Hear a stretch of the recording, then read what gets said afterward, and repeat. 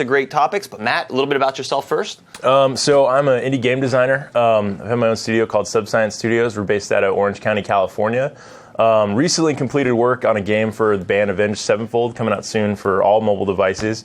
Before that, I did a game called Grave Stompers, which was kind of a zombie-based game, which fits in nicely with what we're doing today. You can check that out on all devices. And then, I've worked as a digital artist for about 12 years in the industry. Started in music and entertainment back in the day, kind of got into websites, and then fell into games about four to 5 years ago, and I've just been doing it ever since. So, love games and excited to show you guys what we got going on today. Pretty cool. And definitely check out your website, MatthewNewman.net, where you have some cool tutorials up there. The Rhino, I think, is going to be posted up there from yesterday. Yeah, the Rhino from yesterday. So if anybody saw what I got started with yesterday, we're actually going to have the full version of that up.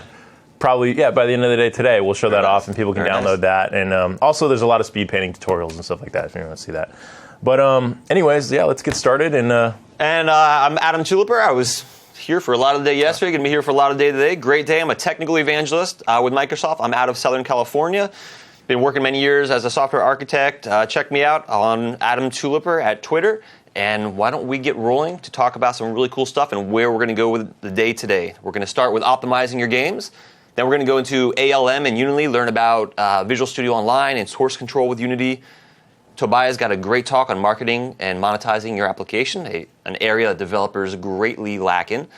Using Prime 31 to connect your Unity game to Azure comes in Module 9. And finally, in Module 10, adding the finishing touches, integrating with things like live tiles and some platform features to make your game just pop a little bit more. Cool. All right, let's get started with optimizing your game, shall we? Yeah, the single most important part. Before you part. ship your product or anything's done, you always have to optimize. And that's just to guarantee a couple things, right? One, you want to make sure your game runs super smooth, and this is the best way to do it. You want to make sure there's no hiccups or any extra memory hog issues, anything like that. This is what optimizing your game is all about. So there's a couple of topics we're going to copy on this, but I think to start, we're going to go over baking lights. Baking light, we're going to do optimizing draw calls. We're going to be doing compression, coding techniques. We're going to be talking about terrain and skyboxes. And reducing geometry. Now, this is not a completely all-encompassing list, but these are some good things to get you started. And so let's go ahead and start with baking light, what baking light is all about. Absolutely. So baking light in Unity, there's a third-party engine, Beast, from Illuminate Labs. This essentially, baking light calculates lighting for all of the static objects in your scene. Static objects are objects that aren't going to move, as opposed to ones that are charged with electricity and shock you during the winter. These are static objects, they're not going to move anywhere. Calculates the lighting for them, how light is going to hit them, and opposed to doing it at runtime, calculates it all ahead of time, saves it out to a texture. So the pros for that is it gives you much better performance because it's not having to do all these calculations at runtime. And while hardware has really come a long way and it can do a lot of this at runtime, it's better to save it for the cooler stuff in your games, like little zombie guys running around and stuff like that. Absolutely. The downside of this technique is it takes up potentially a lot of space to calculate.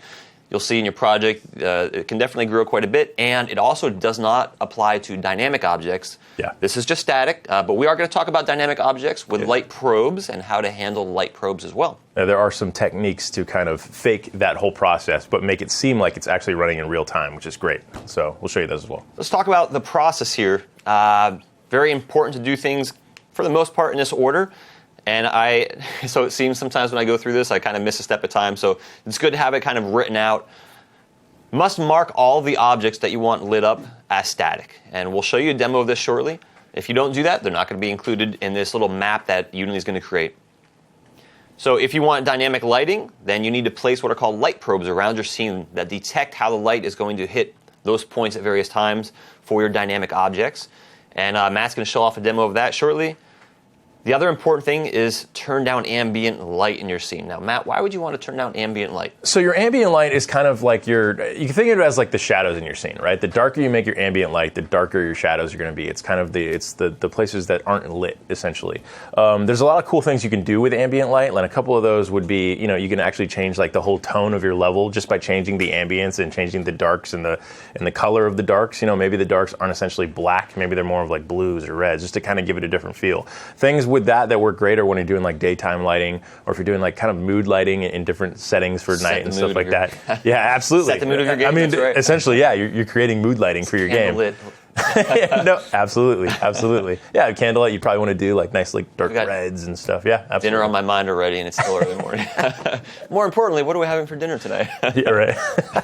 So then you'll want, after you turn down your ambient light, so kind of like the background, the glow in your game, Unity always has a little bit of light color in your scene. So you're going to turn on the ambient light, then you're going to set your quality settings, because you can really define on how hardcore you want that light calculation to take place, how good you want all those light and shadows to look on there. That's something to keep note of too, because when you work on the quality settings of the light, that it really depends on the PC you're using too. If you're using like a really, really hardcore PC and you want to really get amazing lights baked, crank those settings up high. It's going to take a while. It's going to take you hours probably to get a really, really nice. Yeah, the higher the settings, the longer the baking process takes.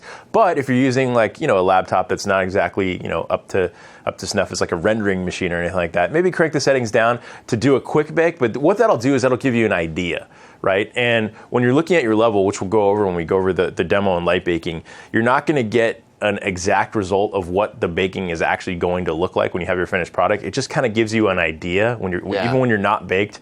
You're just kind of getting a loose reference. That's why you want to do a quick bake at low settings, just to kind of get an idea of what the lights are going to look like. And you're going to have little refraction errors and different rendering errors in there, because when the settings are so low, it can't process all that information. It's right? a trade-off. Those maps are smaller. It's a trade-off. You have smaller maps. Exactly. So the memory, it's not going to do it exactly how you want it, but it's going to give you a good idea. So I always recommend, when I'm doing my baking, first thing I do is when I'm baking, what you're doing, it's actually like baking. Like you're putting something, you're setting a timer on it, you're letting it go, and then it finishes, right? And you get the finished product. We're going to put in our cake into the Unity oven and cook it at 350. Yeah, exactly. Cake, food, dinner. But baking takes a while, right? Just like normal baking takes a while. So you want to do a quick bake first, kind of just see what it's going to look like, and then once you kind of get an idea, okay, that's going in the direction I want, it has the colors on there I want, then you can crank those settings up, or maybe go to a higher powered machine, really put some heavy settings on there, and get a really good bake done. And I recommend that for just before you go to production, right? I mean, not production, but release, right? When your release candidate's almost ready, that's when you want to take the time and get those really, really great light bakes going. And that's like your massive light bakes for your levels, like the overview light bakes that encompass everything, right? And it's going to take hours to get those done. What's the longest that you've ever had to wait for light to bake in a scene on a game you've worked on? I think the longest so far, I've only been doing mobile, but to get really good ones, I think the longest one I did was like 12 hours. 12 hours? And that was like a really, really complicated level with lots and lots of lights. I'll bake this, I'll get thousands I'll come of lights. back, this will be done, and we're just waiting. Yeah, like the shadows were out of control. There was all kinds of things going on. So after you bake the light, one of the important things to remember, turn off the lights in your scene when you're done baking. A lot of people forget to do that. So what you want to do is, after you do your light baking, you've got this really great, well-baked scene, which is essentially, light baking, I don't know if people know, what it basically does is it's applying almost like a vertex color layer over all of your geometry. So it's essentially faking a layer of lit color over everything. So it appears that everything's lit, but essentially it's not. It's just kind of faked. And nobody will know when they're playing the game, right? Unless you're doing dynamic lights and like the sun's moving from one point to another, that's when you're going to use actual lighting. And even then, you might do a combination of light baking and some type of other dynamic lighting system. But one of the things you really want to remember is, after you get that light baking done, always go in and turn your lights off, because you're not going to need them. Like it's just extra. There's no reason to have them there, unless you're going for a specific effect that requires those lights to be on. But if you're not, turn them off. It's going to look great, and it's going to run a lot faster. You're going to save on a ton of draw calls, and your game's just going to be sped way up. And turn your ambient light back up afterwards. So beforehand, you turn your light down, and then bake it, turn your lights off, turn that ambient light back up. So you got to remember that initial value, and you'll demo that when you kind of go over this here. Yeah, and I would say I always do forget to turn the ambient light back on, but you'll notice right away when you play your game and your characters look very dark, or the color of like the shadows, and you're like, what is going on?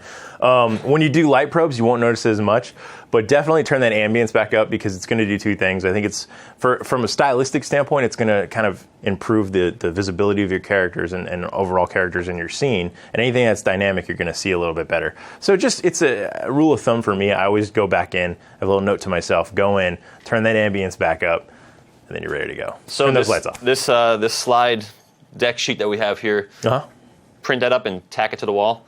Yeah, absolutely. It's a good rule of thumb. Yeah, absolutely. Remember, all the red. Turn off lights in the scene. I should actually highlight in red there. Turn ambient back up. So let's go on and move on to a demo for baking light and setting light probes, and we're going to switch over to Matt, and I think he's going to show us how to do that in a scene inside of Unity here. Okay, so looking scene. If anybody didn't see this yesterday, this was our demo project we created for the Virtual Academy lesson. This is the ZombiePumpkinSlayers. Yes. And ZPS in the house. ZPS, yeah. We kind of came up with this at the last second, but just a quick overview. The game's about a zombie protecting his graveyard from invading evil pumpkins. Evil pumpkins. So for the demo, we made a quick little graveyard scene, and it's just kind of a straightaway right here with a central element that you're here to protect, which is your cross. And what we want to do for this purpose of this demo is we want to light bake this scene and make it look great, right? So what I did was, you'll notice in here I've got a couple lights, and these were kind of like mood lighting elements that I wanted to highlight certain things. And you're going to notice that when you're light baking your scenes, you're going to get like, a rough kind of representation of how the lights are going to look. It's not going to be exactly how the finished product's going to look when you export, but that's why you do baking, because baking is going to give you that final result. So what I do is in here, you can see I've added all these lights into my scene. And this is to kind of give my scene a certain type of look, right? I wanted the directional light, which is your main light. I wanted that to be a certain way so that the shadows were cast across the area that you're going to run, just to kind of give it a feeling, another feeling of ambience. And maybe the moon is kind of where you're looking from. I wanted to add kind of more of a green tone, because from a stylistic standpoint, I thought that just kind of fit with what we were doing. And just little kind of lights here and there just to kind of dress up the mood and what we're doing. I kind of added this warm light right here from these fake God rays that I put into the scene. So to be clear, those are just... Explain what those God rays are. So essentially all it is just, it's basically, you're protecting this element, right? And I wanted to create a visual piece that kind of identified that element in the center of the game. And so all those are is just a nice visual element to kind of guide you of, this is the thing you have to protect, right? This is the holy element that is the center of your protection of your game. So your zombie has to defend off from the pumpkins that are coming in and trying to fight this. And what are those made up of? What exactly are the God rays? So all this is just a fade in Photoshop in the texture over my UV shell. So I have a UV shell, and I just did a little fade graphic on it and exported it out as a transparent graphic on a PNG. Use that. When we get into optimization, I'll show you how I used the fade graphic for those little rays also on my plants and everything else, which is part of optimization. You want to cram as much stuff into a texture as you can to save on draw calls. But from there, let's get into the light baking and show you how light baking process, how it actually works, right? So we have these different lights in our scene, right? We've got these point lights kind of for little mood lighting and highlight areas. I kind of want to highlight the path a little bit. We have a directional light, which I chose kind of a bluish color because it's nighttime. Wanted to give it almost like a moonlit kind of feel. And the directional light is kind of like a sun in the sky in a sense, a little bit of... Exactly. And I usually use 1 to 2 directional lights in my scene, depending on what I'm doing. If I'm doing like a space kind of thing, you have light kind of going in different directions, so I'll probably use 2 different directional lights, maybe cast in different directions. Whereas if I'm doing like a daytime or nighttime scene, I'm going to use 1 directional light just to kind of get that main source of light from your outside, wherever, into a scene where you can cast your shadows, really see those shadows nicely. Cool. So for here, we chose 1 directional light. We kind of did a bluish color. Wanted to cast it, make it look like a moonlight. And then I kind of just added some extra point lights to give it, a feeling, a style. I didn't want it to be just blue, just moonlight. Wanted it to feel like, it was kind of this zombie-ish cemetery. So I figured green and blue worked really, really well for that. So let's get into light baking, right? Yeah. So what we're going to do is, now that we have our lights in our scene, what I like to do always as a rule of thumb, anytime I create lights or main lights that are going to be baked into a scene, I always put those in a folder called lights, right? And what I do, and you can even write a note to yourself on that, like, for example, always turn off before build, right? And that's just to know that like we said before, you always want to turn those lights off right here. That's your lights. There's your lights folder. There's all my lights inside. I've got my directional light and all my point lights. You want to turn that off right before you do your build, right? And even when you're just testing, you want to turn those off too, because you want to keep them on, an eye on your draw calls and things like that. And by turning off, can you show kind of the little checkbox in the upper right-hand corner there? Maybe zoom in on that so the folks can see that. Absolutely. So you'll see I have my lights folder selected here, right? And if I want to turn those off, right here, where my lights are in the inspector, there's that little checkbox right there. All you have to do to turn those off is just click that off. And then you see my lights go off on the scene. You can see right now, because I haven't baked my lights, there's a pretty dramatic difference between having your lights on and having them off. Definitely. So as I turn them on and off, you'll see on, you see all the lights, and you can even see the rays and the radiuses of all those lights and where those lights are being cast. And you can see them off with nothing but the ambience of the scene. Lighting makes such a difference. Oh, it does. Absolutely. Absolutely. And there are times, some people, there are reasons to not even use lighting sometimes. It just depends on what you're trying to accomplish in your project. So for now, for what we're going to be doing is, like we said, light baking. So let's turn our lights back on. You make sure here that you've got those on. Always make sure that your lights are check marked. Again, put them in a folder, kind of like I did, and that just helps keeping things organized in your project, because when you start getting 4,000 to 5,000 things in your project, you really, really want to start organizing them, putting them down. I mean, in our environment alone in here, you can just see that there's tons of stuff that we have in this environment. Yeah. So it's just a good idea to really start organizing your things and putting them in different folders. Just create a game object, drop them all into that game object, and away you go. Organize. Absolutely, absolutely. So to get started with light baking, all we're going to do is we're going to go to Window, Light Mapping, and that's going to bring up this light mapping window. And this is essentially the window you're going to do all your baking in. And we just want to make sure that we have all our lights selected, which they are. And to clarify, I think baking is a pro feature, if I recall correctly on here. I do believe that's correct. Yeah, baking is only available to the pro versions of Windows, of Unity. So just make sure that if you want to do light baking, that you are using that pro version. One of the advantages of pro version. So we're going to kind of do a mix of things today between some pro, some not pro. So just keep in mind, some of the things we are showing today are pro. Some of the techniques are not pro. Absolutely. So when you're in this light mapping window, the next thing you're going to want to do is go into the Bake tab right there, right in the center.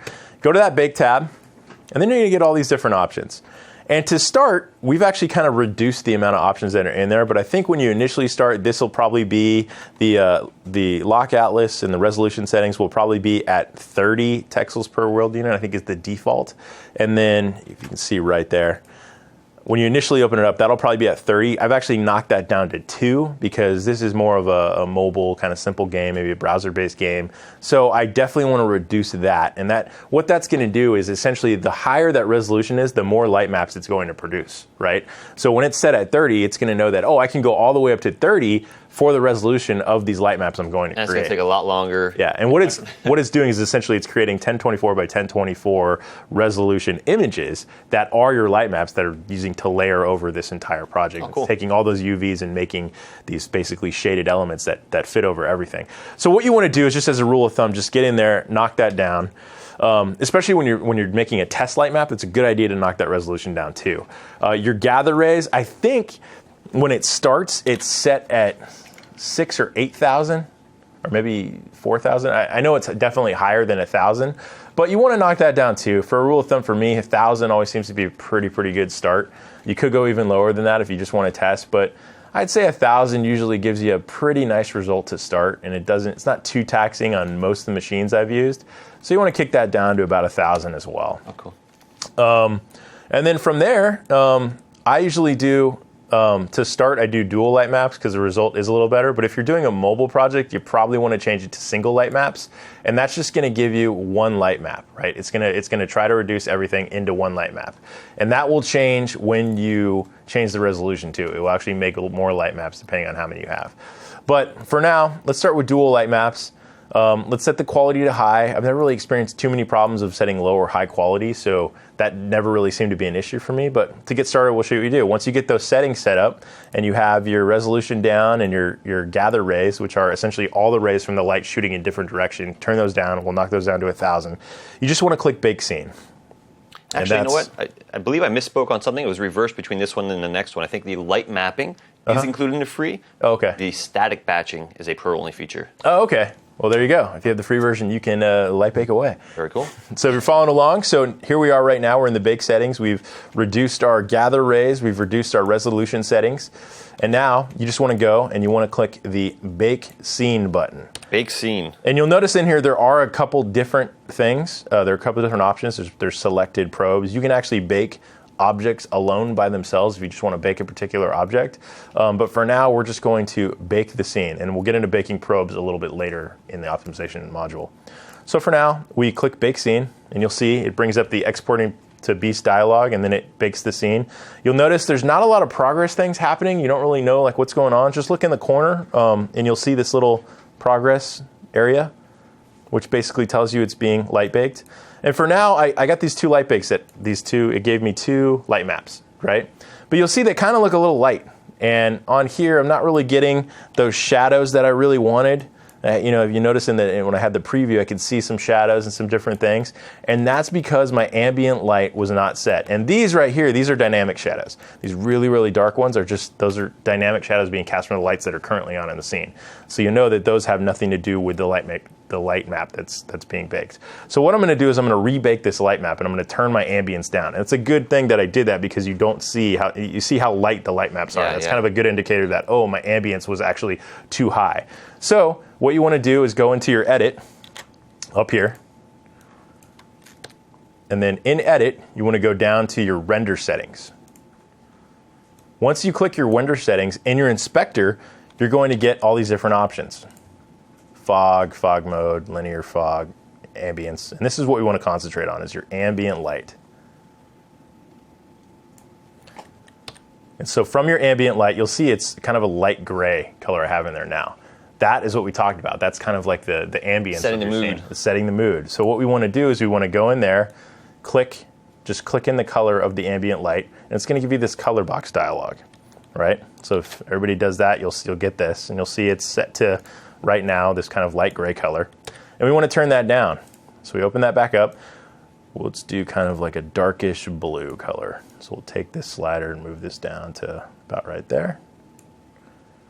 Select that, and you'll see my ambient light is now a dark blue, and I'm just going to rebake my scene really quickly with that new ambience light. And if you can see the scene now, let me just back up. You're just trying to move this to a darker color. Yeah, I really want to get those shadows, right? I didn't get those shadows last time, so this is what this is going to do. So you'll see I don't really see those shadows, but I want to see them. So now we're going to rebake this, bake the scene. And you'll see it has your little calculation in the corner. Baking the texture. Baking. 350 degrees for 7 minutes. And now you see it's a little bit darker. Look at that. And the resolution of the shadows isn't great, but I can definitely see them a lot better. And that's because I knocked my resolution down so much, right? So I'm not getting that super high res shadows, crisp shadows that I wanted to. The higher resolution you make this, the more detail you're going to get on those shadows. So for now, the longer it's going to take. Exactly. This kind of gives me more of that mood I wanted to go for. It's more of a nighttime look. Kind of gives me that kind of zombie feeling. It's well with ZombiePumpkinSlayer. Exactly. So there you go. You have your light maps baked. And then from there, after you've got those done, you can look at your light maps. See, it gave me 2 light maps right here. You can see my bake settings, what I had. And sometimes it's a good idea just to write down the bake settings you used. If you do like a particular setting and it works great, just write down those values and just have it as reference to use later on. So we'll close that window. You can look at our lights and see how it turned out. It looks pretty good. Then you want to go to your lights, and you just want to turn off those lights in the scene, right? And you see now I turn off those lights. I have all the lights baked. They're on there. It appears that the lights are still on, but they're not, right? The lights are turned off, but you'll notice my characters are dark, right? And that's a good indicator of the ambience. The ambience is still too dark in the scene. So from there, we want to get this character lit back to kind of our normal standard so we can see him. What we'll do is go into our render settings, and then under the ambient light, like before, we're actually going to click that color, and we're just going to bring that back up. And that's because this is a dynamic character. He has no lights on him right now, right? So we want to bring that ambience back up. So first of all, we can see the characters. Sure. And if we decided not to use light probes, it's a good way to kind of pump up those values of the characters not using. It's great for animated characters or characters that aren't getting a lot of light in a certain game. Bring that ambience back up so you can really, really see them. They'll pop out from your scene. So from there, we've brought that up. He's now has his ambient light. We can see the character. And I think that's exactly how you do just basic light mapping. And then from there, are we going to... Why don't you talk about the light probe script and the light probes? Absolutely. So we'll talk about light probes. So now it's like we have our characters lit, our scene is light mapped, but we want to cast some light on our characters. Like, we're just not super happy with how the characters currently look in our scene. They wish they could actually get some of that greens and some of that blues as they run around. Maybe as they go under these god rays here, they kind of get lit up a little bit. We want those kind of things happening to add a little bit of drama and just kind of feeling to the scene. Realistic. Yeah. It just makes everything feel a little bit more complete also. You just want to have those different elements. So what I'm going to do is, for the purpose of what we're doing, I don't think I have too many lights actually in the row of what I'm doing, so I'm just going to bring these lights back on. I'm going to build another just dramatic light so we can see exactly what I'm talking about. Okay. So for right now, let's just take this this extra light I have. We're going to duplicate that. We're just kind of going to bring it into the path of where these characters are going to run. So right now they're running down that way. We're going to put it in the front. And basically what this is going to do is this is going to show these guys lit up as they run by it, right? Cool. And for now, let me just do it as a color so we can really, really see the difference. So I'm just going to do like this really, really orangey color just for the sake of the demo and what we're doing. Sure. So you can see that, so you can see the process Plus, happen. it's very Halloween-y. Yeah, exactly. So we'll kick that orange color up. We'll increase the intensity. These are your colors of your lights right here. So you just want to make sure you increase the range, increase the intensity. And as you're light baking, you're always going to want to be going to your different lights too and changing those settings and keep baking and rebaking and getting the result you want. It's all about playing with the lights and trying to get that feel of the game. So, we'll increase the intensity pretty high on this. And the range we're also going to increase too, because we just want to really see the effect of what the light probes do to your characters. And this is just a dramatic way of showing that. So we'll increase that. Maybe I'll make it more of like a yellowy color, kind of like that. And we'll increase that, increase the range of that point light. And real quick, I'm just going to go back into my light baking settings. And now that I have my lights back on, I'm going to do a real quick rebake just to have that new light in that new bake we did. So we'll bake our scene. You'll see now it's going to rebake the scene. Oh. You know what? Actually, let me turn that ambience down. Like I said before, you always forget steps. Always forget about that ambience. Go back in your ambience, turn the ambience back down. The good news is, if you happen to not catch that slide, these are going to be recorded and online in a couple weeks, and you can go and take a screenshot or download a slide deck and tack that up on your wall. Absolutely. So you can see I brought the ambience back down. Now I'm rebaking the scene. It's calculating, doing its work for the light baking. And it's baking the texture at the moment. And now the light bake is done. Cool. And you can see right there, see the result of putting that light in there. It kind of gave this really intense kind of lit area, which is kind of nice because that's our goal, right? We want to protect that. And so that gives us a kind of a beacon for our characters to know where they have to go. Now we'll turn the light mapping off. We will turn our lights off. We will go back into our ambient light. And this is kind of like a 2 to 3 step process every time. You want to turn that back up, bring those characters back. Sometimes it helps to write down those initial values that you have just to get them exact before and after, so your scene kind of stays the same. But absolutely. And then you'll see, okay, I've brought the ambience back up. Now I want to do some light probes. And light probes are a very tedious process.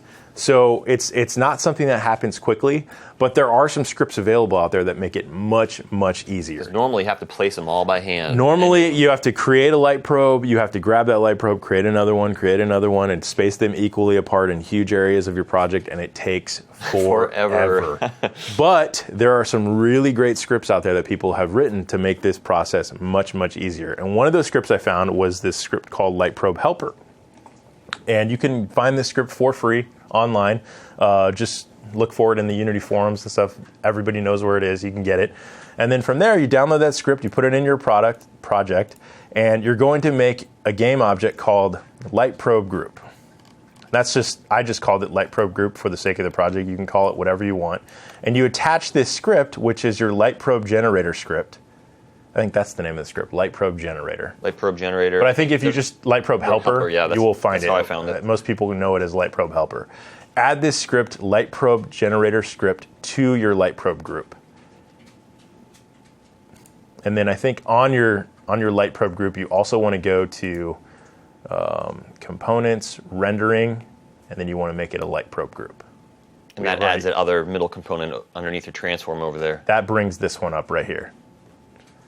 So right now, it'll actually come on when you actually add that light probe group to that light probe group that you created in there. So create your game object, go to component, and it tells you that when you download the package, there's a little... Package has some instructions in it that kind of give you those instructions, but you want to create your game object, add that light probe group, and then you basically right here, you'll see that it puts this light probe generator script in your game object. So from there, you'll see in here I have all these light probes, and what that script did was actually take an area. It lets you define this square. You have like the positioning of the square, and then you have a dimensions of your square, your X, Y, and Z variables.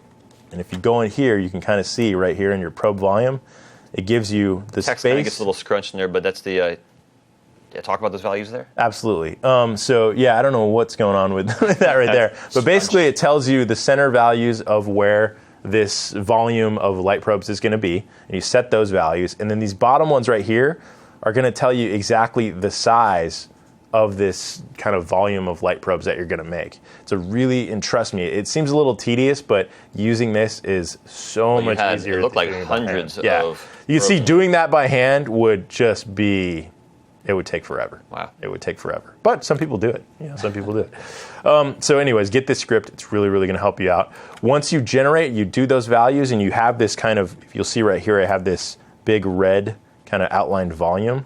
It's going to make that volume. You want to center it along the area of where you're going to put all these probes, right? So right now, for the sake of what we're doing, I actually already pre-generated these probes, but when you're doing this before, you're not going to see those in there. Once you do that, you're going to click generate, and it's going to create all these probes within this grid. And for the sake of time, I already have those in there just so you can see what it's going to look like when you initially do that. Cool, okay. So make sure you get your grid set where you want it, and that's that red box you're going to see right here. Once that's done, then you click generate, then you're going to get all these probes within that volume that you created. And basically what you want to do is just put those probes along the path of where your characters are going to run. And don't worry about having the probes go underneath your scene or anywhere else. You just want to make sure that they kind of more or less fill the area of where any of the characters or anything that's dynamic is going to be moving within your scene. And then from there, once you have all those light probes set in the area that you want, you're just going to go into your window settings, go back to the light mapping window that we had before, click on the Bake tab, and then instead of doing Bake Scene like we did before, let me guess, Bake... We're actually going to go to Bake Probes. And then you click Bake Probes. It's going to go through its process, and then it's a lot quicker than making the scene. Wow, it's already done, but now we have our probes baked. And so from there, you can actually... You want to keep your light probe group off, but just click something else in your scene and you won't see all those light probes. You're only going to see those if you click on that light probe game object.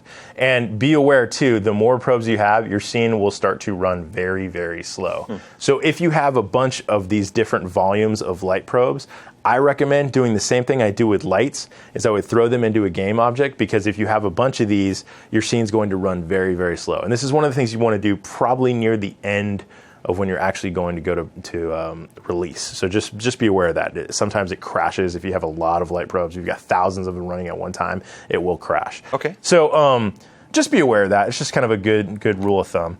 But anyways, now that we have those, we can test the scene out and actually see these light probes working. So, you also want to make sure on your characters, anything that you want affected by your light probes, you want to click on those characters, click on the model of the characters, and there's a little option under your mesh renderer. You'll have cast shadows, receive shadows, and then make sure use light probe right here is selected. There's this little option right here that says use light probe. Got to be checked off, or that has to be checked off, or they will look like nothing's going on. Okay, cool. So with that being said, we'll test our scene and just enter your play mode. And you'll see my little guy right here. As I run, was he being affected by the lights? As I run through here. Was that light off when you baked it? When you... No, it should be there. It should be, actually, here. Good way to test is we can bring our ambience down and really see if these light probes are being affected. So right now, actually, it doesn't look like he's being affected by those lights at all. So what we can do is go back into our light probe group.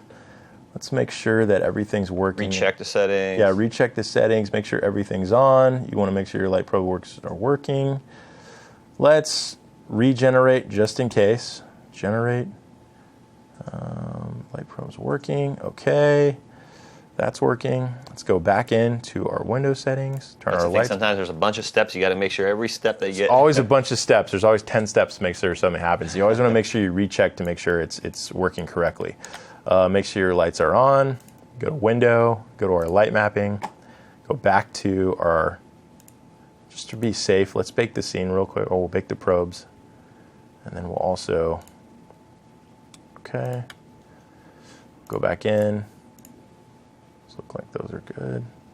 I'll tell you what, while you check that out, okay, we'll cruise on and start talking about reducing draw calls, and then we'll switch back to that demo a little bit towards the end. So since we got a lot of subjects to cover here today, we'll move on to the next one.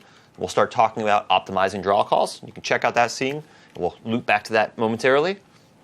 Sound good? That sounds great. Let's do it. So, optimizing draw calls. Actually, you know what? You can see. You can see it here. Yeah. All right, perfect. You know what? I think my lights just aren't as intense as they should be. Okay. But if you'll notice my character, it's very, very subtle at the moment. And I don't think my lights are as close to the character as they should be. But you'll notice even when I run through this green right here, you can see that he's subtly being affected by those green lights. Yeah, I saw it right when he ran kind of on top over there. Yeah, and you can see here, he kind of actually gets hit right there too. And that probably has to do with the fact that my lights aren't as close to the character as they should be, and the intensity should have been brought up way, way up.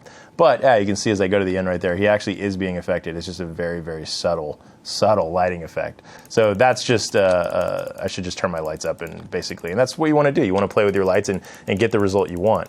Okay. So what I'll do is, Adam, as you're going through your next thing, I'll just kind of turn those up and show what that looks like. Perfect. So they get an idea. All right.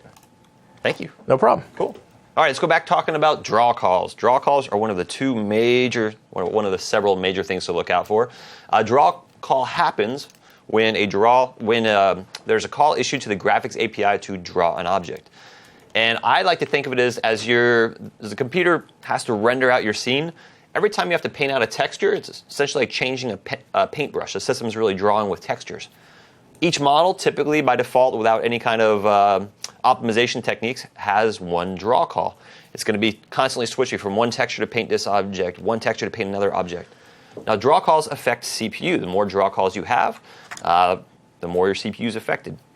So on mobile, you typically try to target about... On mobile, I try to, depending on the device I'm going for, if I want to cover all devices, you want to stay within that 50 to 90 kind of range. 90's pushing it. Maybe you only have some hiccups here and there where it spikes up to 90. But as a rule of thumb, in general, you kind of want to keep around 50 to 60. Lower devices, you want to keep around 30 to 40. I wouldn't even go higher than that. Gotcha. And that's just, this is what optimization does. A good way to really tell if you're getting those draw calls or not is within Unity, when you test your game right here, if you want to look at my screen, as I test my game, you'll notice that there's this little window at the top called stats. You'll see that right here.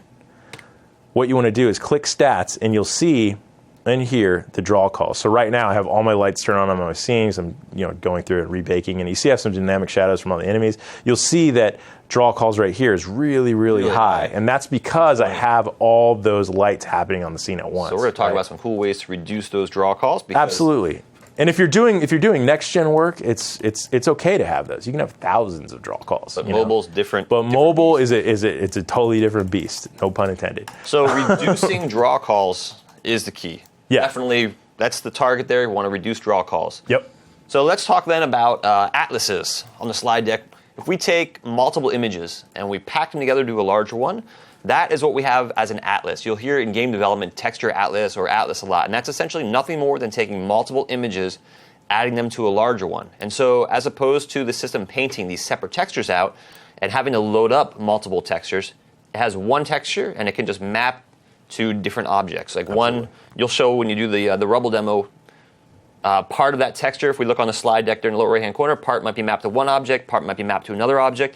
So that reduces draw calls. On the UI elements in Unity, what they initially brought out as their new GUI system, and actually 4.6 beta that's downloadable now, That has a brand new GUI system on there. We looked at some GUI elements yesterday in creating a 3D game. Those are Auto Atlas is what it's called. So that kind of packs everything, your images together on the back end just to save on performance. And Unity does have a sprite packer that you can use for your 2D assets to help optimize those a little bit more. And I'll show you a little bit demo of that. But let's talk about some ways to reduce draw calls. In reducing draw calls, static batching. We're going to look at a demo of that. That was what I was mentioning is a pro feature, and that will basically take your objects that don't move, and we mark them as static. That behind the scenes combines your geometry for those objects, optimizes drawing them out. Now, dynamic batching, that is free, in the free version, that works automatically. So those are objects that are running around, moving around. That sharing happens automatically. The batching happens automatically. You don't have to worry about that.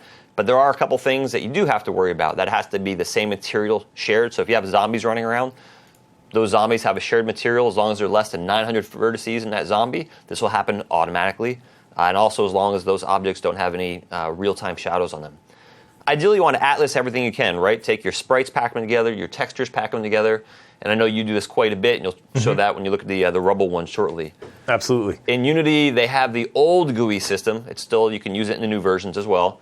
And that old GUI system, you kind of did things by code. You had an on GUI method. You drew things out to the screen, and that was not very performant, so to say, for draw calls. So we want to try to use their new GUI system. Some folks call it UGUI. In the Unity editor, you actually see it called UI.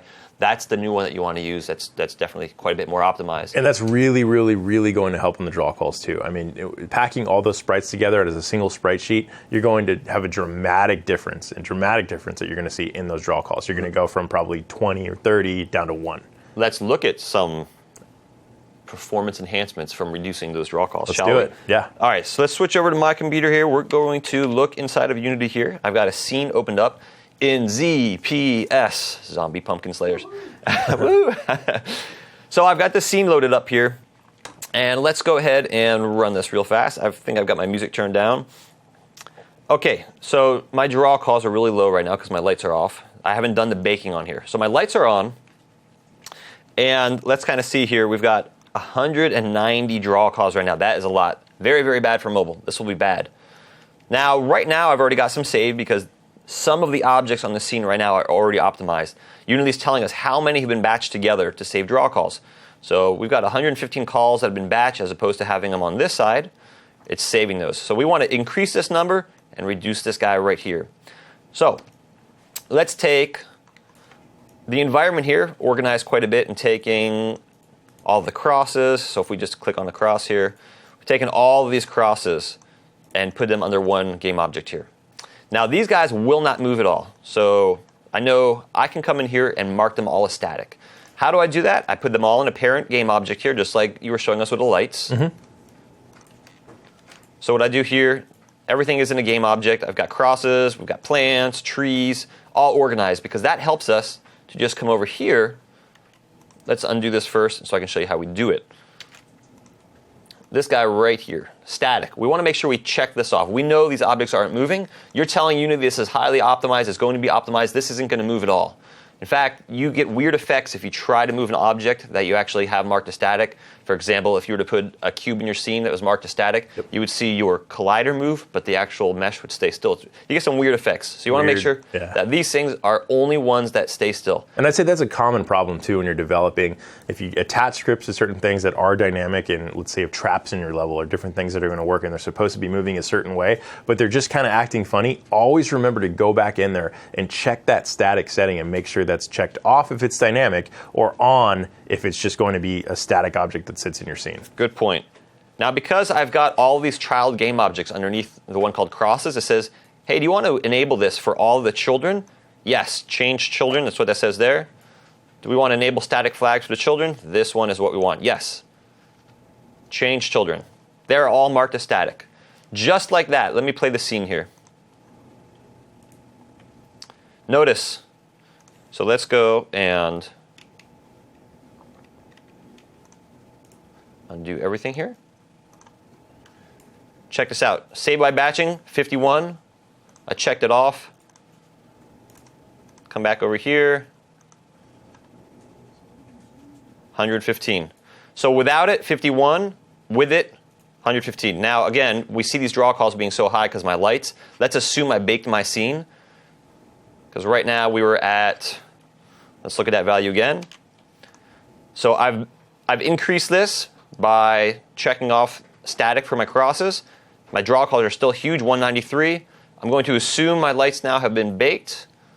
Run that again. And now I look at this here. I'm down to 26 draw calls. Very mobile friendly right now. Very mobile friendly. Perfect. Save by batching is lower because we actually have the lights combined with a lot of other objects off now. So that's why we're seeing this other optimization there. All right, now secondly, let's talk about the atlasing built into Unity. I'm going to create a new scene for that. And in here, I'm going to take, I've just got some 2D graphics here to show you what would happen with some 2D stuff. This concept works with really any 2D. I'm just going to take these and throw a bunch into my scene. I'm going to go into 2D mode here. This little 2D button here, just so I can drag and drop my textures into there. These are 2D textures. In a 3D project, when you bring in a texture, it actually comes in as texture type texture, which you can't drag and drop into a scene. On a 2D project, or if you change it on a 3D project, if you want to be able to drag and drop them into your scene, you want to make sure these are set to 2D and UI, in other words, a sprite. Now I can just drag and drop these. As I drag all these in here, notice I'm starting to increase my draw calls down here. Now, I don't have much stuff here, so it's not a ton. Actually, I don't want to create an animation. That's why it's asking me that, because I dragged a bunch of my sprites in there all at once. So my draw calls kind of start to increase here a little bit. So what I can do with all these guys, let's assume I've got many, many 2D assets in here. I can take all of these here, and I've enabled the sprite packer. So under Window, we have sprite packer. Sprite packing is disabled. Enable it in Project Editor Settings. So let's go ahead and enable that in Project. Edit Project Editor Settings. Sprite packer mode is disabled.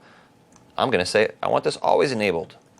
Now when I go back to Windows Sprite Packer, we have our Sprite Packer enabled here. And I'm going to want to click on this first button there, which is Pack. But in order to do that, I need to have told Unity, how should I pack all these together? You kind of want to keep similar colors, similar groups together. These are all fairly similar. So I'm going to come here, I'm going to tell Unity, all of these guys right here, I want a packing tag. It's just text. We're going to call this platforms. So this is how it knows how to combine everything together. We'll call that platforms, apply. So Unity is going to say everything with this packing tag of platforms, just text, we're going to squash together into one atlas so we can draw them all out at once. Now we come into the sprite packer, now that we've set our packing tag, and we just pack this guy. Pack, filtering out to atlas 1 of 1. Let's increase the size of this a little bit. And if we look here, now it's taking all those images, and it has one texture with a couple different pages in it. So these are all now on essentially one image, and Unity knows behind the scenes how to map each of these to each object over there. So it's a real easy way just to come in here and kind of pack everything onto there. I mean, of course, I just have a real generic scene here. So that's one way that you can use to pack all your stuff together inside of Unity. You can also do it outside of Unity as well.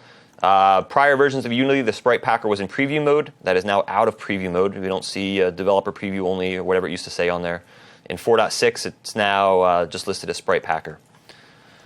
So Matt, why don't you take us through, since we've looked at the 2D side, we've looked at batching as well, maybe take us through how you might do something in the 3D world. I know you had a really cool rubble texture on there that took advantage of the 3D laying out into a 2D, right? Absolutely. So a lot of things I like to do when I optimize the objects in my game, and I want to make sure that you want to have all your objects kind of sharing different textures. You know, don't have too many 3D objects with all individual textures, because when you do that, those are essentially draw calls, right? So each object you can think of as one draw call. So it's better to take, and draw calls are based on materials, right? Yeah. So the more materials I've ever seen, every material you have is essentially one draw call. So you want to try to combine as much as you can.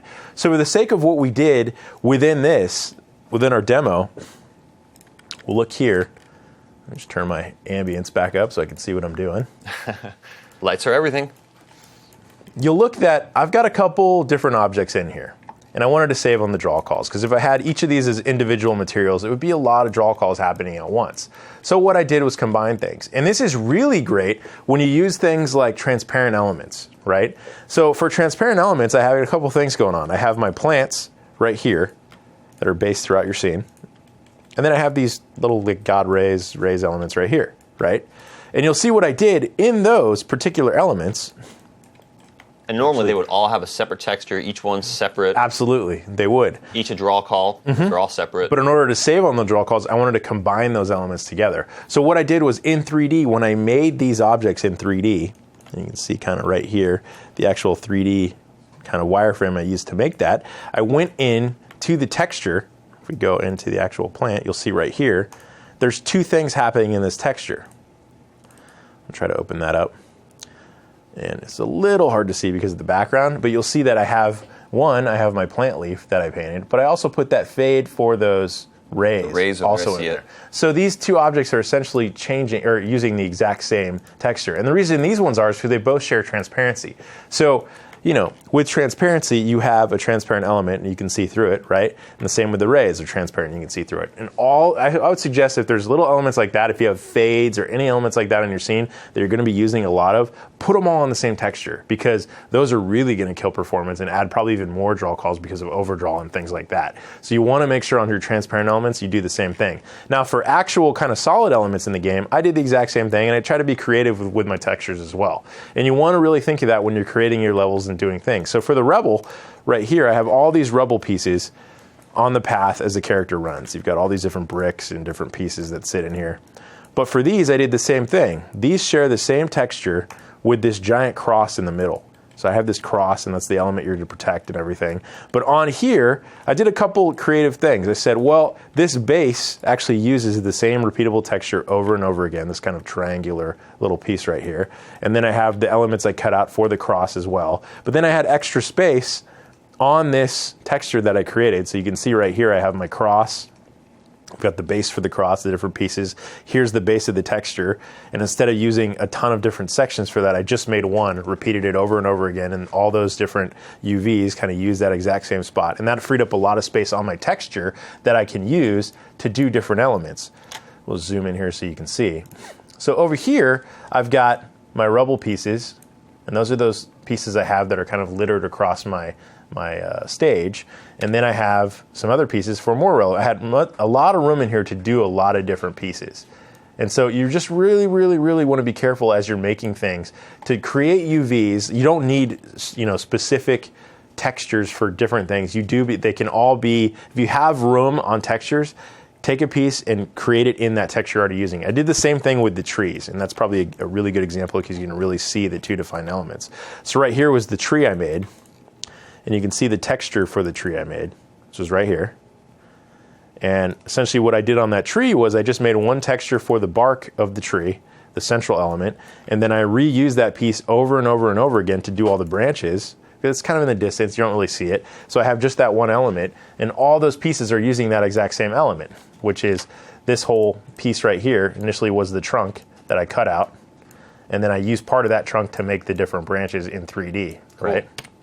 And then on that space, that gives me a ton of room, because if you were going to do a tree and have all these different added textures and stuff, it'd be kind of littered across your texture and they'd be all over the place. But doing that gave me tons of room on here to add more elements. So I put a huge boulder in here and textured that as well. So because these two elements are using that same texture and they're marked as static, I have all of these trees scattered around my project.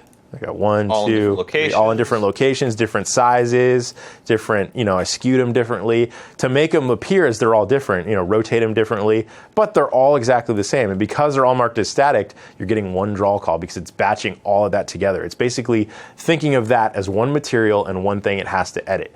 And so you're basically, I think maybe one, maybe two draw calls it might get, and that just depends on the CPU. But when you do that, you save a lot. I did the exact same thing with the wall back here too. I did one texture for the wall, and with that texture, open it up here, I've got a couple things. Yeah, cool. I've got the wall itself, which I used to do this repeatable texture for the wall. and that's this right here. And then for the top of the wall, I used this repeatable texture right here. And then I took that model and I cut it down and did a variation on it, and I used this area of my texture to do kind of like that broken part of the wall, right? And then from there, I wanted to do a column of the wall too, and so I made this third model. Oh, whoops, get back out of there. I made this third part of the model, which was this column right here, that I used the exact same texture to kind of use the UVs and repurpose that texture to make more elements. So from there, I was able to get 3 kind of unique models. I did a broken wall, I did a flat wall, and then I did a column with a cross on top of it that are all using the exact same texture. And that's one draw call. And you have all these elements. All you can do all kind of unique things. Yeah, and do really, really cool stuff with it. So that's just a really good tip, and you want to be very cognizant of that when you're building your levels, that you can take all these pieces, combine them, combine as much as you can to build a lot of unique pieces with one material. And save on performance, because remember that draw calls affect CPU. Absolutely. Reduce that all out. Very cool. And these work really great when you're doing things like castles and other things like that. You want to make sure that you just throw all that stuff into one material that all these objects can use. You're really going to save on your draw calls, and you're really going to get great gains out of the performance of your game. That's cool. Well. Yeah. Very cool. So very important tips to remember. Yeah. Let's move on to some other tips that we've got here. Compression. Compression, typically very easy inside of Unity. You can compress inside of Unity per platform. You can figure out which devices you want to target. So if you're going to be going to Windows Phone versus Windows Store versus iOS versus Android, etc., you can change your compression on there. Now, universal apps don't support compression per platform, and I'll show you this in a second. And this affects not just Windows. There's other platforms that have the concept of universal apps. But the idea is that when you want to take one texture, it might be a high resolution on let's say you're going to be running on a PC. If you're going to be running on mobile, you want that compressed down quite a bit. And inside of Unity, let's take some of those textures that I had before, like some of those platforms. If I click on them right over here, Unity shows me the quality right now. So let's say I'm going to build for the web. I might have, right now I have a default size of 1024. But let's say on Windows Phone, I want to override that value and come down to maybe 256. Let's just look at that real quick here. Kind of notice the resolution that's on here. I'm going to override for Windows Phone, and you just drop this value down here. So I'm going to take this just for the effect so we can see it more. I'm going to chop down, that's 3.8 megs. And then how do you change your actual platform to see that? In your build settings inside of Unity, Control-Shift-B or File Build Settings. When we come in and we change them, right now we're defaulted to Windows Store. If I want to go to a standalone build, I would switch a platform there, or down here to Windows Phone, switch platform. Let me actually go back and switch Windows Store since I'm on Windows Store here, and change that down. There we go. Because that's my default platform I'm building for. Now we see the effect. That went from near 3 megs down to 15K, and we can see the size and quality has been reduced quite a bit. So I probably wouldn't use it on anything with a big screen. This is probably a good setting for phone. The idea is on these settings per platform, whatever platform you're exporting to that Unity supports, you can override that per platform and change those settings up a bit. So it's kind of a little bit of experimentation. Alchemy Labs has a really cool product called the Multi-Platform Toolkit, and that kind of gives you an easier way to support compression inside of a platform. So for example, a universal app in Windows where you can have one build that's going to target inside of Unity, you're going to export universal apps for Windows Phone and for Windows 8.1. What you can do is separate them out inside of it. You can say, oh, we're going to Windows Phone 8.1. I want maybe this texture, and if we're going to be going to Windows Store on Windows 8 style, maybe bigger devices than a phone screen, I want to target this size texture. So you can definitely mix that up quite a bit on there. Just to show you really quickly, if you want to cut back to my screen, what we were talking about earlier with the light probes, this is the effect you'll get. So when you look at your character on the screen, as he runs around, you can see there's kind of that general ambience out here, but as he gets closer here, he starts to light up. So you'll kind of get those vertex shading on your character where it lights up and kind of just gives you a little more of that ambience as he runs around. I see. So he's kind of general ambience, and he goes here and he starts to light up, and you can see those colors kind of hitting him. So just, light probes are really, really good to give you that added kind of dimension to your characters and a little bit of shadow and feel to them. So just to show you some added info, very cool. Just some added info to kind of give you an idea of what that looks like. Awesome. So back to compressing textures. We can change it real easy inside of Unity. Just check those off and change them per platform. Audio is easy as well. Unity supports a bunch of different audio types, WAV, MP3, OGG or OGG. So the idea is that if you have long bits of audio, you kind of want to rethink that strategy a bit. Either you have to highly compress them, and I know you came across this when you were playing kind of full songs on long audio tracks. You found out that you had to really... Yeah, you want to keep your audio tracks down to basically loopable, maybe 30-second tops tracks, because when you have these very, very long songs that play, it's a major memory hog, especially for mobile devices. You're going to get major, major memory loss that you could potentially use for other things like graphics and everything else when you have all that memory being filled up by this audio. And it also reduces the loading time a lot on your game. So when you have these huge songs, right, that are in your level that you have to load, and you want to reduce that, just put it in a loopable track. Makes it a lot easier. The levels will load up a lot quicker because it doesn't have to load in all that audio at once. Some folks might notice that on the settings for audio in Unity, there's if we switch back to the slides here, this guy right here, stream from disk. That sounds like, well, hey, I don't have to load it all in the memory. The purpose of this is to increase to make your game load faster as opposed to have to wait for that audio. It plays faster. The downside is there's a lot of hits to storage, and that is also a drain on your game. So there's kind of trade-offs as a best overall strategy. Like Matt said, you want to keep these clips to lower length, loop them, and then switch in and out other clips to kind of mix it up a little bit, right? Absolutely, absolutely. All right, let's talk about coding techniques next. So in Unity, you can do all sorts of coding optimizations. As a general rule, some folks might say don't premature optimize. So there's all sorts of different tips and tricks and different times you may or may not want to use these. So I'll just talk about some of the basic ones here and kind of when you might want to use them. Remember that inside of Unity as it stands today, you're going in your code from this kind of managed code over to native code back again. So if you say to Unity, hey, I want to do something in code with this GameObjects transform, it's going to the native engine, getting an object and sending it back to you. And anytime you cross those boundaries, you hurt performance. So we're going to show a way that we can cache those up front. When you use techniques like GameObject.find, they scan every object in your game to try to find an object. They're very slow as well. Component references. We looked at in the demo of getting a reference to an animator component. In those, if we're constantly saying, hey, get me my animator component and do this with it. Give me my animator component and do this with it. Over and over and over again, maybe multiple times a frame, that's going to really kind of hurt performance. So you can cache these references up front. We'll get some code ways of doing that. In the editor inside of Unity, we can cache out a reference to there. We did that yesterday in the 3D game. We basically drag and dropped our little text box into the Unity editor, and I'll show you a code example of that. And ideally, you want to avoid lookups and loops. Not trying to go back to Unity and asking for data in a loop, maybe inside of your update frame. Since it gets called so many times a second, you don't want to loop inside of your update calling out as well. And also, object pooling, huge. If there's one thing to take away from today, object pooling. Pool your objects, pool your objects, pool your objects. And you say, Adam, what is object pooling? Well, I'll show you that in code. Let's hop over to a code demo here. Yesterday in ZPS, we were doing things like spawning out all of these zombies one by the pumpkins, one by one by one. These guys all start coming around. Let me zombie pumpkins. Zombie pumpkins. Clear this guy. So all these pumpkins that were coming out, they were all being spawned at several times.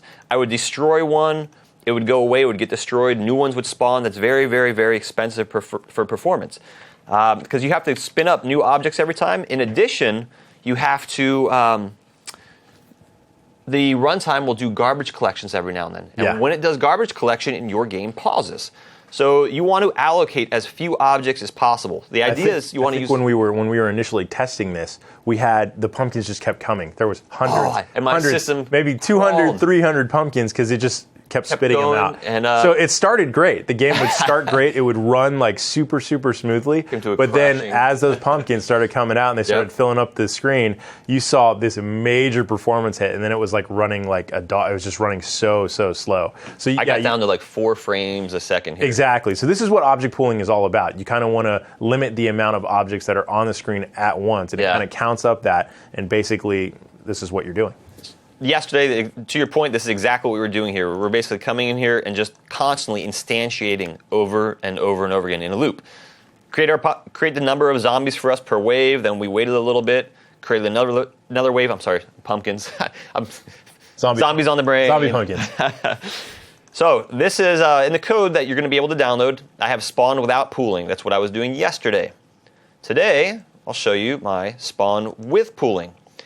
And I'm using one here called Trashman, which, just to show you the URL here, was also by the fellow from Prime 31. You can write your own object pooler. You can download a bunch from the net. There's tons of them out here. This is just one I kind of like how it works. It's pretty easy to use. All you're doing here, rather than getting a brand new object, what you're doing is you're downloading the Trashman component. You're adding a game object to your scene. I called mine Trashman. And you have this Trashman script over here. Great name. It's a recycle bin and a trash man. You drag your prefab on here. So I took the pumpkin, dragged it on here, and it created a recycle bin for a pumpkin. Said, all right, how many do you want to pre-allocate? Well, I'm matching this to my wave size. I want 12 pumpkins to come on my screen at once. And here I'm saying, you know what? I don't ever want to go above 12 pumpkins. I'm going to wait until that player has to destroy them, even if it's time for the second wave. What this does is when you ask the pool for another pumpkin, if there's already 12 out, it's just going to return null. There's not one available. So without having that checked, it'll do 12 at a time, essentially, and then that could add up and be even higher than 12. But if that's checked, it'll only make sure that there's only 12 at once. Yep, it can go higher. In that case, then it has to allocate more. What I've done in this case is I've said I've got a hard limit of 12. Do not give me any more than 12. Now, this number doesn't have to match the above. I could say start out with 12. I could make this 20. And it's going to cut off at 20. So kind of fool around with that. I'm going to make this match my wave size just for, I think, for performance. It makes sense to me that way. In the code, it's really easy. We say, trash man, give me a pumpkin. That's all we do. And then, let me search here, and I will show you where we despawn. Once we kill a pumpkin, we call its die method, and all I do here is I despawn that. Now, I am kind of, I could respawn my particle systems here. This is kind of a no-no, I would say. I should actually recycle my particle effects here. So right now, Trashman despawn my game object. Now, whenever I want to create a new one again, I spawn it, and then I just happen to reset the values on there. And if I look at my pumpkin here, I just have a little reset value that comes in here, sets its health back to its initial health, stops any running coroutines, just to start those values out again. You always want to make sure you reset your object's health or whatever values you need to reset in there before going again. Now let's run over to Visual Studio here again. Stay in Visual Studio, I should say. And I just want to show you a code optimization script. Just a couple techniques in here. So one, up front, we did this yesterday. As soon as my object, before its first frame is ever even rendered, when this object first starts up, there's one called before start, called awake. We can use void start. This happens right before the first frame. Other objects are generally initialized by this stage. As of now, with the awake method, I only know that my object is awake. I have no idea if there's any other objects instantiated or not. In this case, it's early on in the process. I know I can get a reference to my own animator component. I'm going to use this all over. So I want to get that early, cache it up front, so I don't have to go back and forth asking Unity for it. Now this here, another one. When my game starts up, I'm doing this in start because now I know other objects likely exist at this point in time. In other words, I know my player is going to exist by the time my start method's called. Start is right before the first frame for this pumpkin is rendered. So I know that my main player at this point in time is already awake. It might not be rendered yet, but it's safe to call it here. I'm saying find me my player. I'm caching that reference. Now, anywhere in my game, in this code, I can use player without having to search for it all the time. You'll find that some folks will do things in their update method like that. Every frame they're searching for it. Very, very, very bad for performance. Do this up front, cache those references, use them later. Again, caching reference here, I'm calling transform.position every time. The ideal way, and this is being called an update, it's happening every frame. The ideal way here is to go up top of my code and do something like this. Cache the reference to that transform. And I can use that later on without having to go back and forth between my code and Unity's native code. Saves on performance there. So all these places here, rather than using transform, I would be using my cache transform like that. So that's one way to save on those calls. It's a good tip. Now, finds. Just like we found our player in the beginning. So let me scroll up here. On start, I cached a reference to my player. I'm doing the exact same thing here. GameObject.find zombie kid. You don't want to do this every update. GameObject.find searches through every object until it finds one. Now this one here is a little bit more performant. This only searches objects that have a tag set on them. Find game object with tag, and I'm looking for my player. Again, I don't want to do this in update. I only want to do this up front. And as I showed you in the beginning here, my animator component, so if I right click and I go to definition, I'm just creating a private variable here called animator. And when I wake up, I'm getting a reference. I'm calling get component. So it's a little bit slower. It's got to search that object for that component. I don't want to do that every frame. Cache it up front, and then wherever you use it in your code, you can just use that private variable and reference it. A couple little tips that go a really, really long way. Object pooling. Let's go back to that slide here. Object pooling and not searching for objects in update. Cache those references can really, really help for performance. Great. All right, let's move on to almost to the last subject, terrain and skyboxes. We'll just talk about real fast here. Unity terrain, it's got a really cool terrain system in there. When we get to the demo for the next section, reducing geometry, you'll show a quick demo on there. Absolutely. It's a cool system, but it generates many draw calls. So you can experiment with some of the built-in settings in Unity. They have some of these settings we can see on the slide here. Reducing pixel error can actually reduce the number of draw calls for terrain. Terrain is really hefty. You can drop a terrain in your scene. Next thing you know, you have 300 draw calls. Really draw call heavy. There are some really cool third-party tools, T4M, Terrain for Mobile, to help optimize your terrains. You're going to do a demo with TopoGun. Yep. Skyboxes. Yesterday, we looked at creating a sky in our world. Skybox has 6 images that get tiled around your world to make it look like you have a sky. That's 6 draw calls. KGFS Skybox has a kind of a cool little plugin that you can use, get from the asset store. That will reduce it down to 1 draw call. There's probably some manual methods you could do as well. For me, I love using the asset store. If I find a cool package on there, I download it and I use it quite repeatedly. In fact, virtually any studio, any developer I've ever talked to who's made professional games, they've got several assets they love from the asset store. Great. Lastly, reducing geometry. Some might say one of the most important subjects, this and reducing draw calls, right? Yep. Well, geometry, polygons and triangles in your game. It's important to know that polygons in your game are drawn using triangles. So when you model your character, you have what people refer to as polys in there. Those are actually drawn using triangles. Unity uses triangles. Your graphics card actually draws triangles. If we look at this cube on the right-hand side here, we can see this cube surface is actually 2 triangles. Quad is 2 triangles. Quad is 2 triangles. What a coincidence.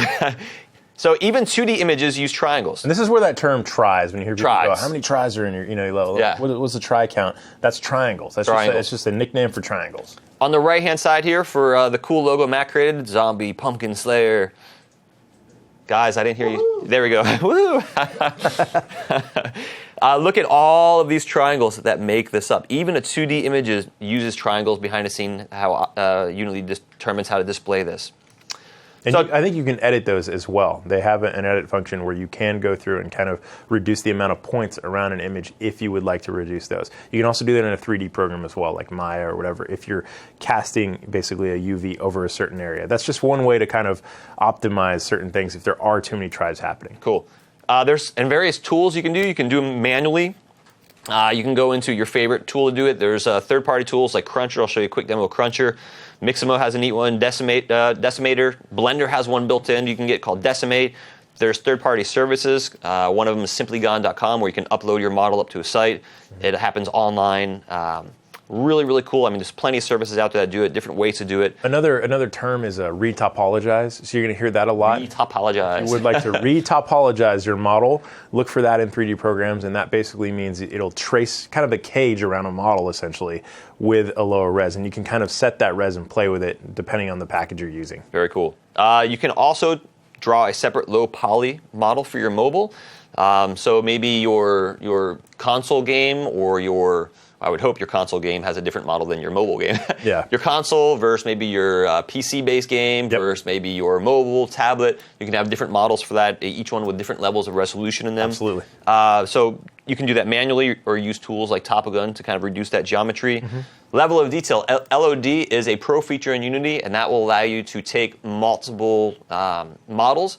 So if you're up close to your zombie, for example, it's a kind of a high-def model. If that zombie's way off in the distance, why should you have to render all those, why should I have to calculate and draw all those tries? So you can use LOD, level of detail, saying if it's a certain distance away, use that lower res model. When it's closer, show this model. Now, LODs is a pro feature in Unity, but there are scripts and plenty of ways you can find on the net that you can actually do it manually inside of code. And that's great for games where you have tons and tons of like armies from a distance or different things like that. There's a ton of games out there that do that, and they'll actually have these really low-res models and thousands of them running around. But as you get closer, they pop in the high-res version so you can see like what they look like. Cool. All right, let's move to our last demo for this session, reducing geometry. I'm going to show you a little quick tool that I like to use inside of Unity. It's a pay tool, so keep that in mind. Sometimes folks like some free features. The two tools that we're going to demo, I think you can get a trial of one of them. There's, again, many different ways to do this. You can do it manually. The problem that I found when I started game development, I don't endorse any of these particular products. They just happen to be things that I use. Because when I started doing development, I would find assets in the asset store that I would like. I would download them. And what I would find is that some of them really downloaded with really, really, really high poly count models. So, in fact, I was doing a game dev class, and this woman's like, oh, I got a shell from one of the third-party marketplaces for my game. And I looked at it, and it was like more than 50,000 vertices making up this little tiny shell. And I'm like, ooh, you have a couple of these in your scene. It's going to be really tough. Yeah. So, and that's the problem. Sometimes when you download these assets from the asset store, less on the asset store, because a lot of times you'll see the comments saying this is or is not good for mobile. But you get them from third-party marketplaces, and they're really nice models. And some of them are great for rendering scenes. You know, you might be doing an ad and you want these 3D scenes in your ad. That's different than running a game. In a game, you really want to optimize that. And these are where you're going to use these decimator or retopology tools.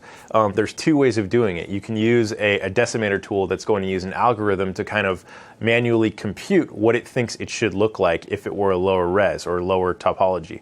Whereas if you use a manual tool like Topogun, or I think there's a couple other tools out there that do the same thing, but that'll let you actually manually go in and create the cage yourself around your model, so you can actually specify where you want less detail and more detail shown. And that's great for character design and sometimes even terrain, which I'll show you. Very cool. So switching over to my computer here, let's look at, we're going to do Cruncher on this guy. So I've got this kind of more high poly dinosaur here. I mean, look at all of those beautiful tries all over the place here. Tries everywhere. So you can come in here and specify a target quality, convert, and behind the scenes, see, now this is much more optimized here. Less tries making this up here. It's non-destructive. It will actually go into your base model, and you'll find that you get different versions of it created that have different different poly counts on it. So you can tweak this out a little bit, change them around, create different ones, experiment with the settings on here, say, you know what, I do or don't like this particular, maybe this is too much for me. In fact, I remember the zombie kid I was messing around with the other day, and I made took it way up, and he had like this little head that was this tiny little long cylinder. So you can actually go way, way overboard with this. And sometimes you might not even, if you're doing low poly models from the start, like for example, our pumpkins and our zombie guy, they weren't exactly high res to begin with. They weren't a ton of tries. You might not even need to use these tools. These are specifically designed for when you have high res models, and then you actually want to reduce the poly count and make them more of low poly models. Yes. This is basically what that tool's intended for. Look at this dinosaur, right? This was initially pretty, there were little tries all over this model. I just cranked these settings way down, and look at this guy now. This is probably pretty good for mobile. One might even say you could probably go down a little further, and you can see you get this nice blocky effect here, which you'll notice on a lot of mobile platforms, but generally it's a smaller screen, so you don't notice it as much. And when you use tools like Topogun, if you notice what it did to his head, it kind of distorted his head a little bit in that model, and let's say you wanted to make that a lot more precise. That's when you use a tool like Topogun, where you could essentially retrace that head how you want to with less polys and get more of the look of the character that you're trying to do in more of a low poly look. With that, why don't you show us a demo? Okay, absolutely. So we're actually just going to use the terrain in Unity. Let's see. Do we have the terrain export tool in here? Let's see. Want to show folks where they can get that? Yeah, absolutely. So if you go online and just search for terrain export script for Unity, terrain OBJ exporter in the Unity community wiki, just look for this specific script. And it's going to give you two versions. It's going to give you the JavaScript and the C#. I always download the C# script. That's just the one that I always kind of use when I'm making my stuff. So you just want to download that script. And where is the download for that script here? Or actually, no, I think you just copy it and make a new script and paste it into there. So we'll just copy this script. And we're going to make a new script. We have to put into, do we have a scripts folder in here? Actually, we have to put it in editor. We're going to make a new script. We're going to edit this script.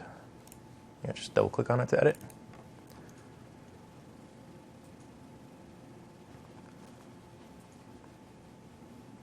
Have this load up. Can delete all this.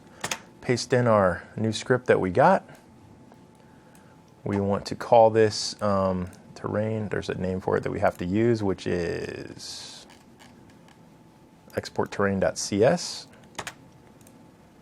We'll save this. Save that, rename it in Unity. Always good in Unity to make sure that your name of your objects, your classes, match the name that's inside of your editor. Sometimes you get some weird issues if you don't have it that way.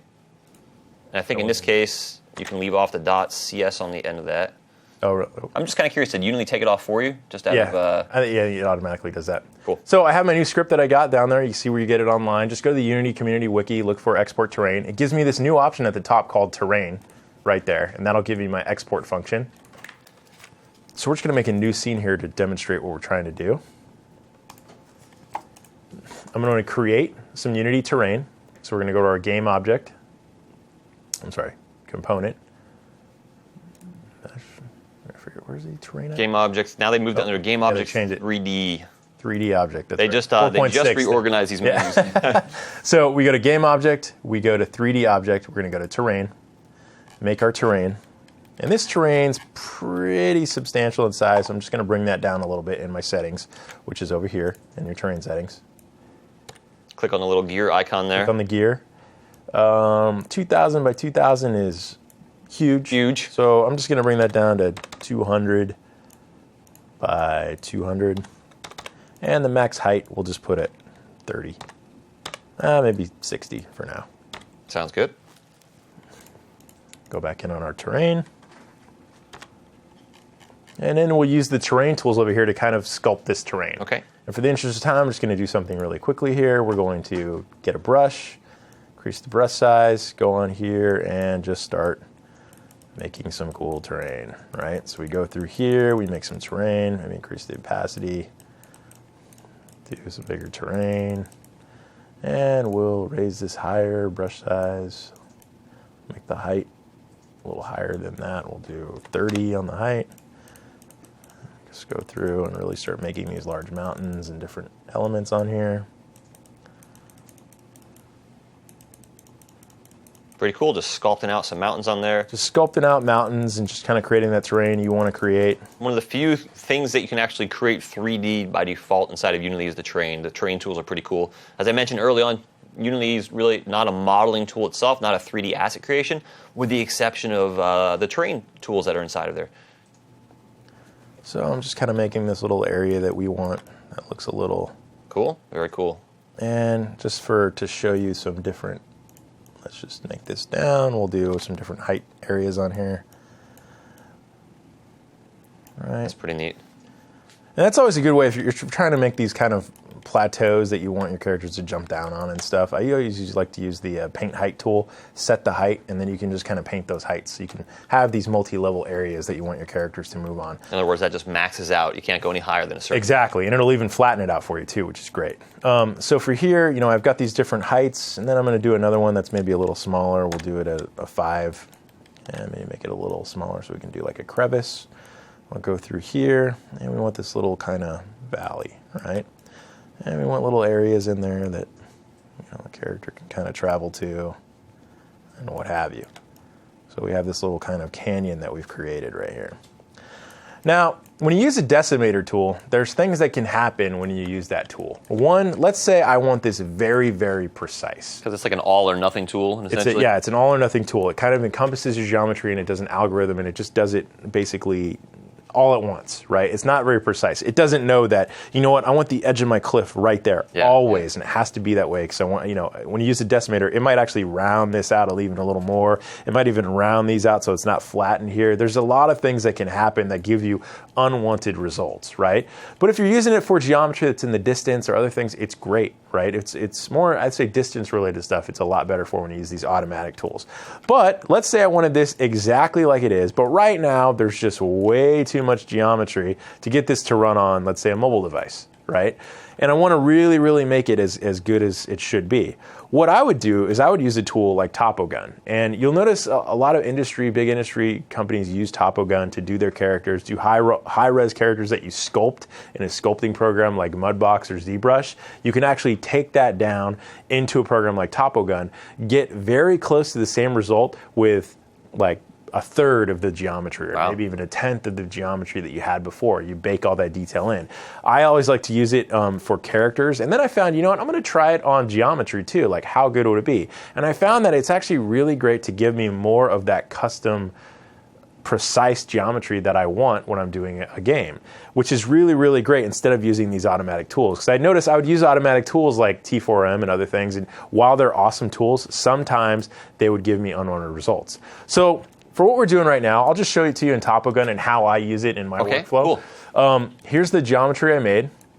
Just really quickly, we kind of threw this together just to kind of show you what we're doing. And in here, I'm going to export this geometry using that script that we got. You're going to get this new option up here called terrain. That won't exist unless you have that script in editor. You're going to use that export terrain.cs tool. You're going to use that, go export to OBJ. And OBJ is a 3D file format that you can open in. One of the common formats, FBX, OBJ. Exactly. And you can open this. Once I export to OBJ, I can open it in Maya. I can open it everywhere. And it's going to give me the actual geometry I want. And it's going to give you two options in it, too. It's going to give you the option to export it as quads or the option to export as triangles. I'm going to export it as quads because most 3D model programs that you use, you can actually model in quads, and it makes it a little bit easier. Triangles becomes more of a headache. Even though Unity uses triangles, it's good to export this in quads so you have more of an editable model that you can use. I see. So you can also export it in a specific resolution, and it will degrade it for you when you do that. So we're going to export it in full resolution with quads. Let's export our model. We'll export it to our desktop. We'll just call it terrain for now. Export that OBJ. And then it's going to save out that OBJ for you. And it's a really, really great script that somebody wrote for this. It really, really helps out a ton. Highly recommend it. Thank you, whoever wrote that script. Exactly. But I think his name's on that Unity wiki. So if now that we have our terrain exported, we'll close Unity. Let me close some of this other stuff I have. We'll go into TopoGun, and this is TopoGun. And TopoGun you can get on topogun.com. They allow you to download a trial version, but you can't save out anything, which is, we won't be able to save this out, but I can kind of show you how to do it in TopoGun. So once we're in TopoGun, the controls are very, very similar to Unity and or Maya. If you use Maya, you use Alt to kind of navigate around and come in and out. You can use F to focus on things exactly the same way. You're going to want to set up a project, which we had already done. And then you're going to want to load in your reference object right here. So you click Load Reference. And then from there, we go to our desktop, we find that terrain object that we created, and we load that in. Then it brings in that terrain, and there's our terrain we exported from Unity. Wow. See it right there, right? So it sees everything exported, locate, imported, locate. That's a good sign so far. And what's great with TopoGun is you can have models that have millions of polys on it. Millions. And it doesn't necessarily bring it brings in like I guess a reference of the model. It's not actually bringing the model, so it runs extremely fast. You're not actually editing the model itself. It's just kind of using it as a guide. And then on here you have your toolbar in TopoGun, which are these tools right here. And this is just the tool that I use. There's tons of tools available. I've just found this to be the easiest. And what's great about this is you'll notice if I exported that OBJ and brought it into a program like Maya, I would have to kind of visually model along the side of that model, which is really hard, where this tool allows you to model and just create, it kind of sticks everything to the model. So as let's say I really wanted to get this valley kind of looking how I wanted to, I'm going to grab my simple create tool, which is right here, and I'll start just creating verts. I can go along this model and just start kind of drawing out where I want these. Kind of map out the lines. Yeah, you're just making these verts as you go, these vertexes. And let's say you wanted to save polys, you could do larger vertexes. And do these, really get in there and add these. And then you can move them around too, like that one's a little up. And what it's doing is it's actually modeling alongside my model. And you can see why this is really great for characters or terrains or whatever. And you just kind of go through here and do what you want to do. And then you can go up and just start going up the sides of these hills, just kind of tracing out how you want this to look. And what's great is you're manually doing this, so you have full control over what you want this to look like. So by modeling out just a region there, what are you kind of saying? I mean, you're outlining it, but that's just going to be like one optimized region, so to say? Yeah, and when you're done, I mean, it takes a long time to actually use this tool. Yeah. It's a very time-consuming process, but the result you're going to get is going to be really, really beneficial to your game. So as you can see right now, there's probably 1,000, maybe even more, maybe 10,000 polys that exist within just this region alone. I can go through here, and as I trace that out, I can just start making the sides of those the way I want and actually just start connecting these and really helping. What's great is, I'm just going to use the side of this mountain as a reference just to kind of show you how this tool works. But as I go through, and just use the simple create, you want to hold down control. If you're using this tool and you've never used it before, you're just holding control a lot, clicking the points and just clicking from point to point to point, going through. So multi-select control in a lot of programs is used for multi-select. Exactly. Same thing. And as it does it, it creates. And then I look at that and I can kind of look at that, and go, oh, okay, that's pretty good. Maybe it doesn't have some of the advantages of the roundness of the hill, but it's pretty close to what I'm looking for. I saved. Work great. Mobile, it's fantastic for mobile. And I can come up here and I can just kind of go in and start, adding in different elements that need to work for the geometry I'm trying to produce. And let's say we want the top. We wanted the character to be on top of here and just drop straight off and be more in line with what we were trying to produce. And same thing, you just kind of go in here and just kind of create those areas. Fill that whole area in. Fill it in, yeah. You always have to fill in the area? Always have to fill in the areas, okay. Because it's essentially modeling a 3D model as you go and you do this. So you just want to be kind of diligent and get in there and fill in all these areas.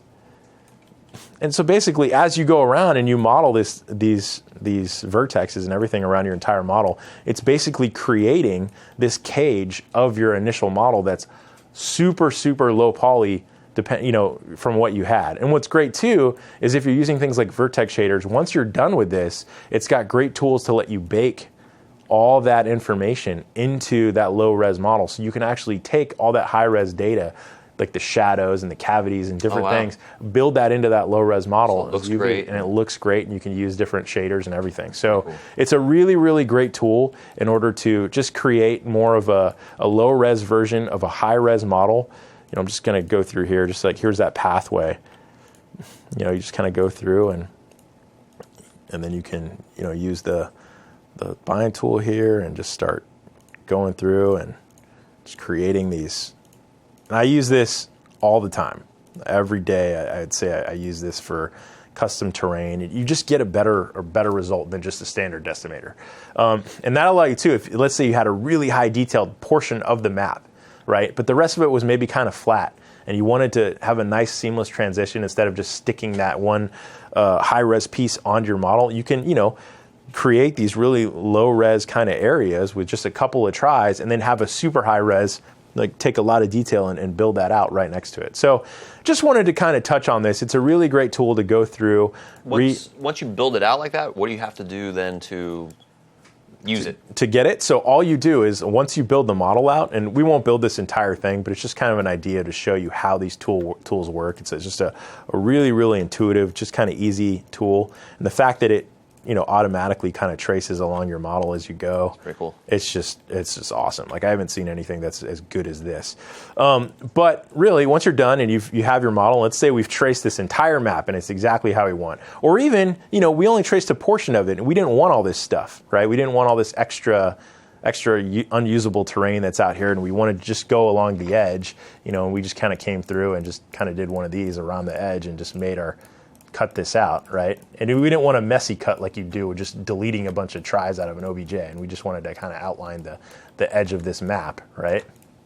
You're just kind of going down here, and we're like, okay, that's good. We don't need all this extra distance stuff, right? You're like, that's perfect for my map. It's great. You can just model that, keep that all as one piece, and then when you're done, you just go to File, and on here they don't allow you. You just save your scene, put .obj as it, and it's going to tell you what folder you want to put it in, and you'll have that model. It won't put the reference with it. It'll just keep the actual model that you modeled in here. You'll have your OBJ. You can bring it into Unity or any 3D program. Back into Unity. You can bring it into Maya. You can do a little more unwrapping on it, do some different things to it, bring it into Unity, do whatever you want. You've got a great usable piece of geometry to use, and it's exactly the way you want it. So just a really, really good tool if you're trying to optimize high-res characters and you want them to look exactly how your high-res characters look, but in more of a low-quality feel. Or it's great for terrain too. Like here, you can go through, absolutely trace this entire terrain, make it exactly how you want with very, very little degradation and more custom to the type of feel and look you're trying to do with less geometry. You mentioned the word kind of unwrapping inside of Maya. That's just a process of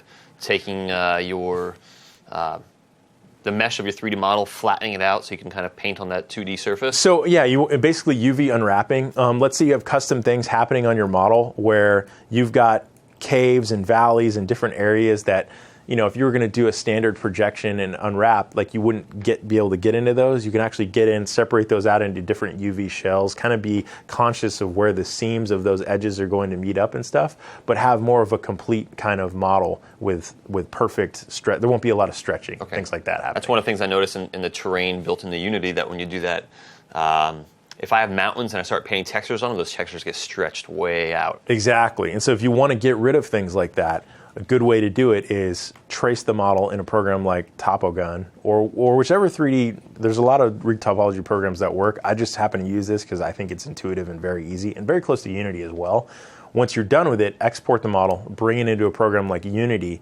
Then you want to do your UV unwrapping in Unity, maybe in different shells, kind of be conscious of where the seams are going to be, where those UVs meet up, and then you have that texture map, then you can take that out, do more of the texturing in another program like Mudbox or ZBrush or whatever. Very cool. Export that, and maybe even use vertex shaders and different things to kind of blend it all together. So there's different ways you can do it. Yeah, but this is a really great tip on how to do that. Great. So. Well, thank you very much. So this is hopefully an information pack. This is our longest session that we'll have of the entire series, but I think some of the most important information, so it's all very appropriate for what you're going to see. Absolutely. We're going to we'll be doing a 15-minute break. We're going to be coming back then after that with the next session. So stay tuned for some more exciting stuff today. Thank you very much.